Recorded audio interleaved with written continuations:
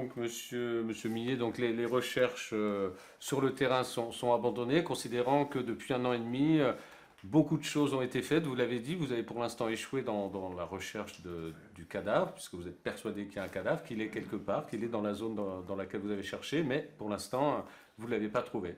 Tout à fait, oui, tout à fait. Alors, elles sont abandonnées, je vais pas dire la même chose que vous, je dirais, elles se sont abandonnées, elles sont interrompues pour le moment, faute de nouveaux éléments, mais sachez elles vont durer le temps qu'il faudra jusqu'à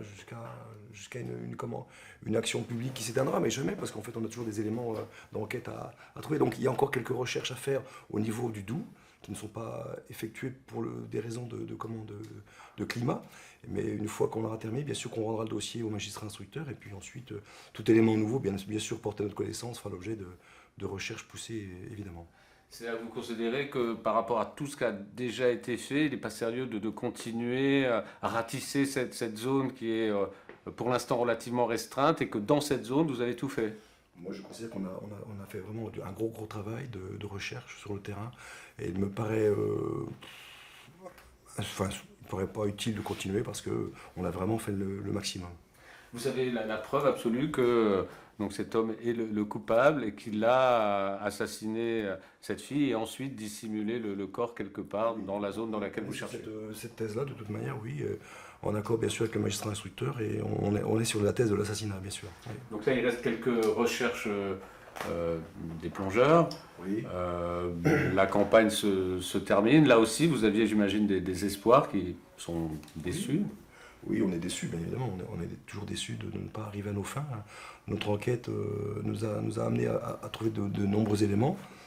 Il manque le corps de Naomi, et puis c'est surtout pour la famille que j'ai une pensée, puisque vous savez très bien que si sans corps, c'est difficile de faire le deuil de ses enfants et de sa famille et de ses proches. Donc moi, je souhaite vraiment qu'on retrouve ce corps pour cette raison-là déjà, et puis pour aussi démontrer aux mises en examen qu'en fait, on a poursuivi notre enquête de telle sorte qu'on arrive à cette conclusion qu'il a bien tué cette jeune fille et qu'il l'ait bien déposée à l'endroit où on cherche. Voilà.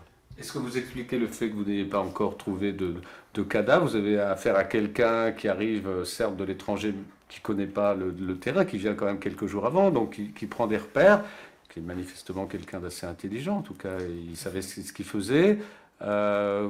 Enfin, comment vous expliquez être doublé un petit peu par ce type-là? Doublé, oui, je sais pas. Il a joué de facteur chance, certainement, mais en tout cas, il a bien préparé son acte, puisque de toute manière, il a fait des recherches, de longues recherches avant de venir, et quand il est arrivé en France, c'était vraiment dans le but de tuer cette jeune fille, et il avait tout mis en œuvre pour que ce soit bien dissimulé. Donc, ouais, franchement, on a affaire à quelqu'un de machiavélique et de très intelligent, et qui nous a donné du fil à retordre, et notamment dans la recherche du corps de Naomi, c'est sûr.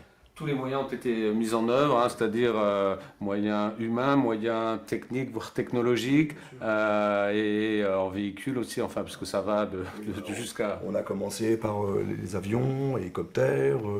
La gendarmerie nous a beaucoup aidés, puisque on a fait appel à leurs plongeurs, à leur personnel qui gère les sonars. On a fait également appel aux chiens de recherche de cadavres.